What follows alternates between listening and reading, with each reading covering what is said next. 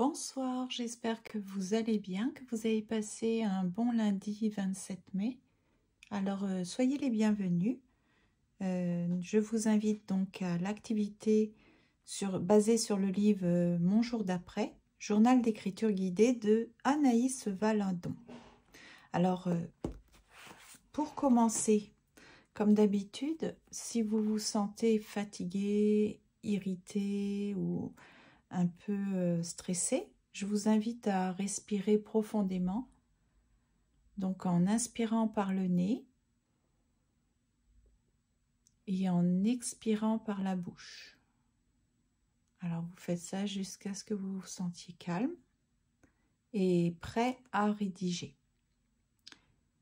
Une fois que vous avez donc pratiqué la respiration abdominale de préférence, c'est-à-dire en gonflant son ventre et en le rentrant quand vous expirez, je vous invite à prendre le petit bout de papier afin de noter tout ce qui peut vous embêter ou vous tracasser ou vous empêcher d'avoir une rédaction ce soir fluide.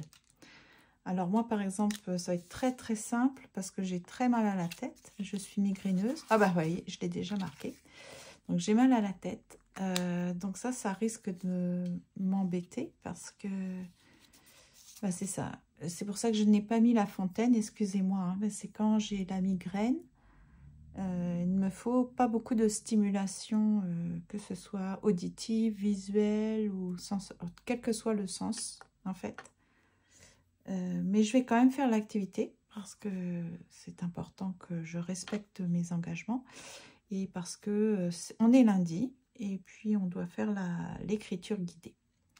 Donc c'est ça, une fois que vous avez identifié ce qui peut vous empêcher de bien rédiger, vous le mettez dans la poubelle virtuelle pour vous en débarrasser. Ici, nous sommes à la semaine 22. C'est la relation au corps.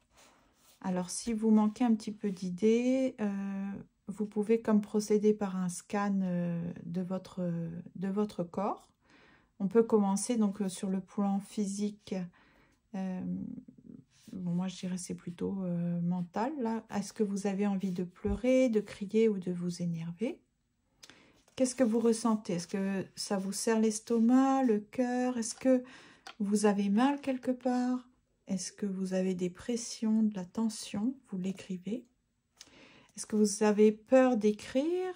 Est-ce que vous ne savez pas quoi écrire? Etc. Donc ça, c'était quelques idées pour écrire sur le petit bout de papier. Une fois que vous avez fait ça, donc vous prenez votre cahier. Je vais pousser la lampe. Donc, j'aurais voulu vous souhaiter la bienvenue avec un beau bouquet de fleurs. Malheureusement, il fait que de pleuvoir depuis ce matin. Là, ça s'est calmé, donc du coup, ça fait plus de bruit. Mais sinon, il a plu très fort, il y a eu de l'orage, etc. Il y a même eu un avis de tornade. Et ça fait quelques jours que je l'ai coupé. C'est un allium, on m'a dit. C'est joli, hein? Donc moi, je pensais que c'était de la famille des pissenlits, mais on m'a dit que non. Alors, allium, est-ce que c'est lié à l'ail ou l'oignon? J'en sais rien. En tout cas, ça fait une très longue tige et des boules comme ça, des boules. Donc, j'en ai cueilli une. Et puis, je pense que là, comme elle est en train de faner un petit peu, je vais la sortir du vase et puis je vais essayer de la sécher pour lui donner une autre vie dans des cartes, par exemple. Alors, aujourd'hui, on a dit qu'on était le 27 mai. Donc, on arrive à la fin du mois de mai, hein, déjà. On est à la 22e semaine. Ça fait 22 ateliers. 22e semaine, voilà. Et le titre, c'est la relation au corps. Alors, on a déjà parlé du corps. Ah, la relation au corps, pardon. Je ne sais pas de quoi elle va nous parler ce soir, l'autrice. nous encourager à rédiger. Alors, on va prendre connaissance des questions. Il y a quelques semaines, nous avons travaillé sur la relation à notre corps. Aujourd'hui, nous allons comprendre votre relation avec la nourriture. Ah, ça recommence avec la nourriture. Comment pouvez-vous la décrire? Est-ce qu'elle est saine? Conflictuelle? Exemple. Je me sens honteux de manger quand, etc. Donc ici, la première question, c'est comment est-ce qu'on pourrait décrire notre relation avec la nourriture? Donc, première question, comment est-ce que je pourrais décrire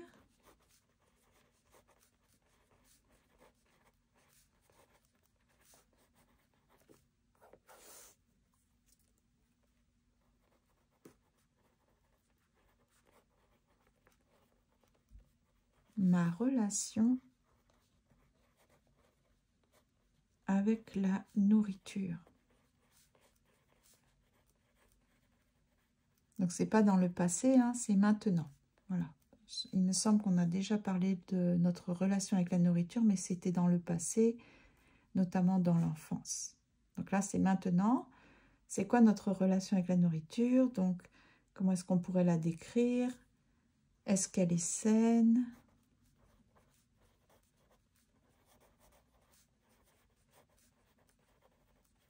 Ou conflictuelle?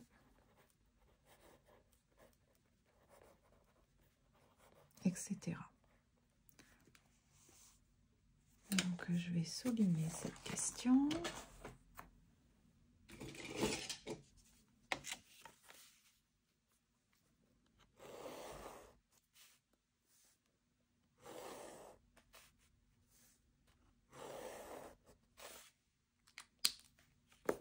Ensuite, deuxième question.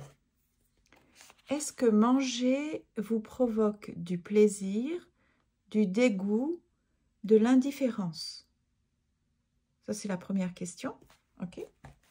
Je vais la diviser hein, parce que quand il y a plusieurs questions, après, on a du mal un peu à différencier. Est-ce que vous voyez bien? Oui. Donc, est-ce que manger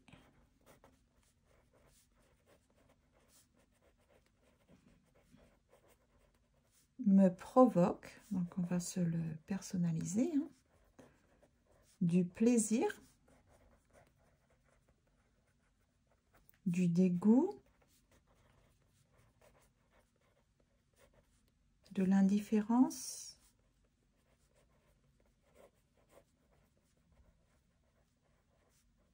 voilà. Ensuite, troisième question. Hop, on va enlever ça. Troisième question. Que cherchez-vous à combler en mangeant de trop ou pas assez? Alors, on va faire ça hypothétiquement. Si je mange trop ou pas assez,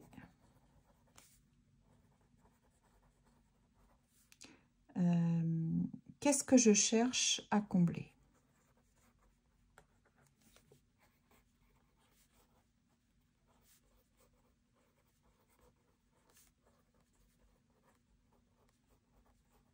En gros, qu'est-ce que ça veut dire? Comment est-ce que je l'interprète? À quoi je l'associe? Quel est le message derrière? Vous voyez?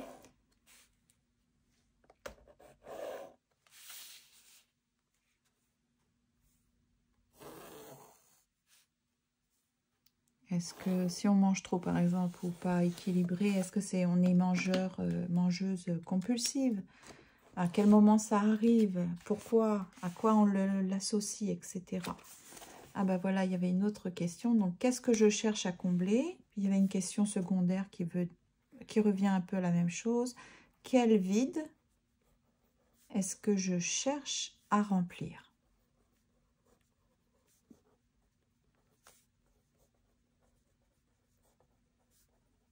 Donc là, on parle plutôt si on mange trop.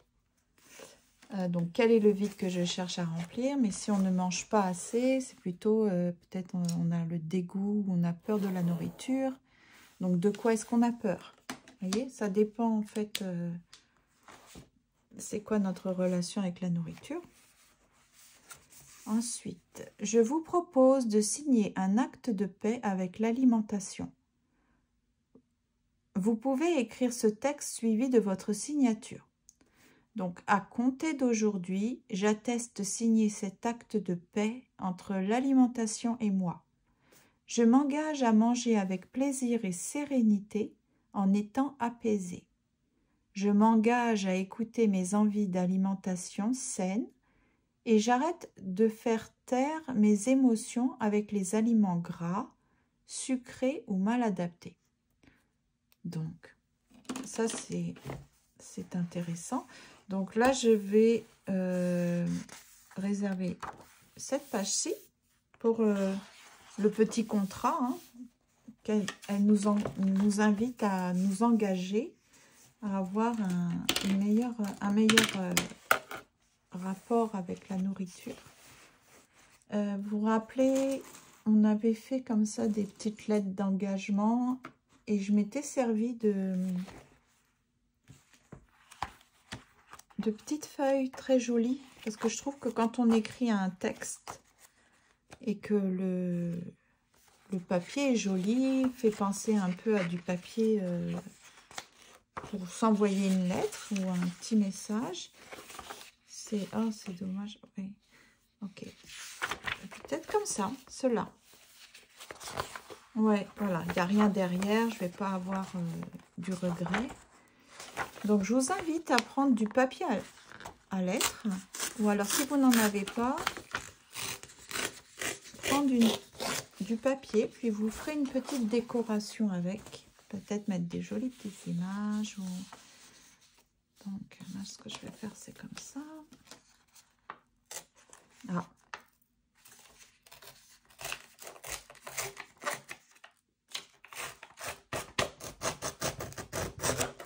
J'aime bien quand c'est déchiré comme ça. Ok, donc là, je vais commencer à écrire le message. Alors, peut-être écrire avec d'autres couleurs. Voilà, des couleurs apaisantes comme ça. Donc, c'est acte de paix. Donc, mon acte de paix avec l'alimentation. Donc, il faudra le signer, hein.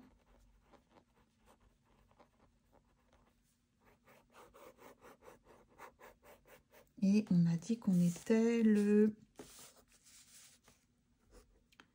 lundi 27 mai 2024 et on signe Lydie. Voilà. Donc, voici la première phrase.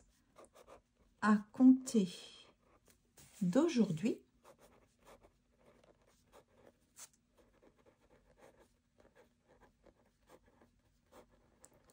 il y en a comme ça qui écrivent des petits contrats qui se font, qui décident pour eux-mêmes. Puis ils le mettent par exemple sur le réfrigérateur.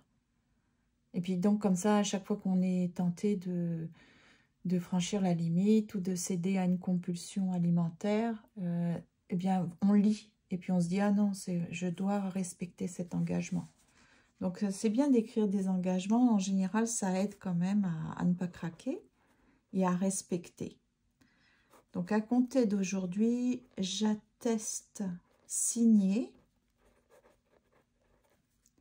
cet acte de paix. C'est comme, c'est joliment dit, hein, être en paix, décider d'être en paix, de ne plus faire souffrir notre corps à cause de conflits internes, par exemple, ou avec l'alimentation. Un acte de paix entre l'alimentation et moi. Voilà. Ensuite, on va changer un peu de couleur. Non, je vais prendre... Qu'est-ce que je vais prendre comme style, comme couleur? C'est un autre violet. Je m'engage à manger avec plaisir.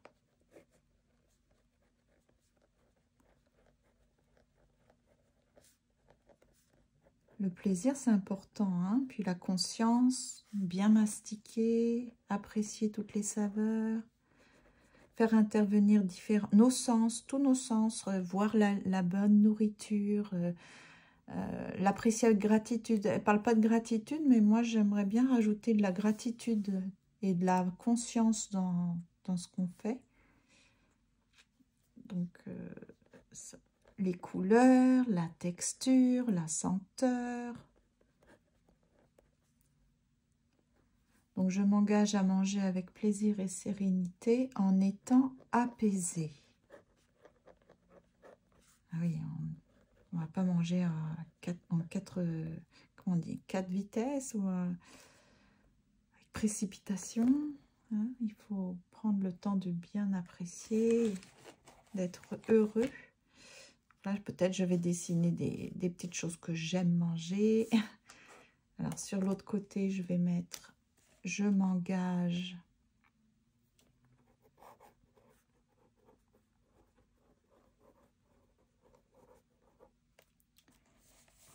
à écouter mes envies d'alimentation saine.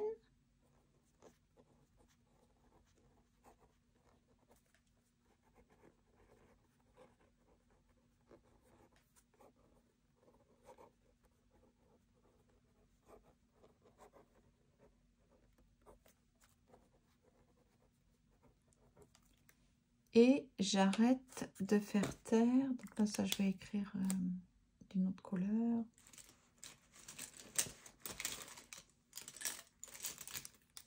Et j'arrête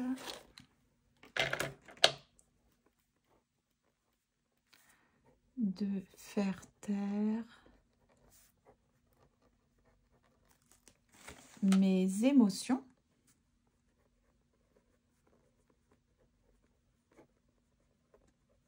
avec des aliments gras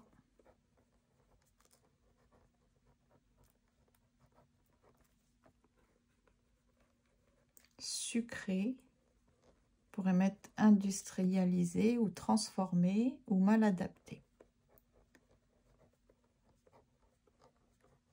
Voilà. Et donc, elle ne parle pas de gratitude ni de conscience. Donc, je vais peut-être penser à ajouter une phrase. Je décide de manger en conscience et avec gratitude.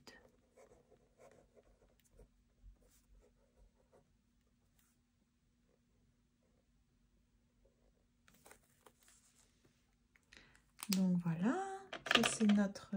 Est-ce qu'il y a autre chose? Non, il n'y a pas autre chose. Donc je vais les coller. Et puis je vais trouver des petits... de l'alimentation saine. Ça va faire une jolie petite déco. Je vais les coller. Donc une fois qu'on a fait ça,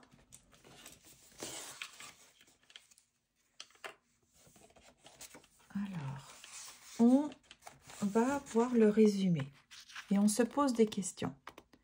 Est-ce que j'ai réussi à écrire? Si c'est oui, se poser la question, comment je me sens maintenant? Est-ce que je me sens beaucoup mieux? Alors on continue.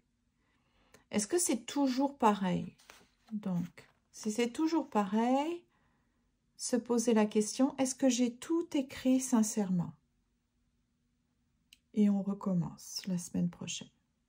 Si c'est non, pourquoi? Est-ce que c'est parce que j'ai manqué de temps? Alors, si j'ai manqué de temps, se poser la question, est-ce que j'ai envie d'aller mieux? Si la réponse est oui, il faut s'engager à prendre du temps pour soi. Réserver ce temps-là dans son agenda parce que c'est important. C'est important. Est-ce que c'est non parce que je n'ai pas envie? Pourquoi je n'ai pas envie de se poser la question, mais de quoi est-ce que j'ai peur? Est-ce que j'ai peur qu'il y ait quelque chose qui apparaisse ou qui réveille des émotions passées ou des pensées du passé qui n'étaient pas résolues, des problématiques non résolues? Bon, une fois qu'on a pris conscience de nos peurs, eh bien, on les écrit, on en prend conscience et puis on essaie d'élaborer des stratégies pour aller mieux. Et puis, de toute façon, on se donne rendez-vous la semaine prochaine. Alors, la semaine prochaine, c'est sur la confiance en soi. La confiance en soi, j'ai déjà fait des vidéos à ce sujet. Mais c'est très intéressant comme sujet. Donc, eh bien, écoutez, j'étais contente de faire cette activité avec vous. Je vais répondre aux questions de mon côté. Et puis, je vous souhaite une très bonne rédaction. Malgré mon mal de tête, vous avez quand même de quoi rédiger. Hein, donc, je suis contente. J'espère que ça va vous aider. Je range tout mon matériel. Je vous souhaite donc une bonne soirée. Je vous dis à demain. Demain, je pense qu'il y aura la petite fontaine. Ne vous inquiétez pas. C'est pas tous les jours que j'ai mal à la tête quand même. Mais je pense que c'est lié au climat. Parce que moi, je suis hypersensible dans tout. Donc, c'est super la vie d'une hypersensible. C'est ça. Donc, je suis très influencée par le climat, le temps, la pression atmosphérique, etc. Enfin bon, bref. Donc, ça ira mieux avec un beau dodo. Hein, voilà. Donc, je suis quand même contente parce que j'ai réussi à faire ma journée de travail. J'ai réussi à faire ma vidéo. Je vais rédiger ce soir parce que demain, je n'aurai pas le temps. Alors, je vous souhaite une bonne soirée, une bonne nuit et je vous dis à demain pour l'activité d'art-thérapie. Au revoir, bonne soirée. Merci de me suivre.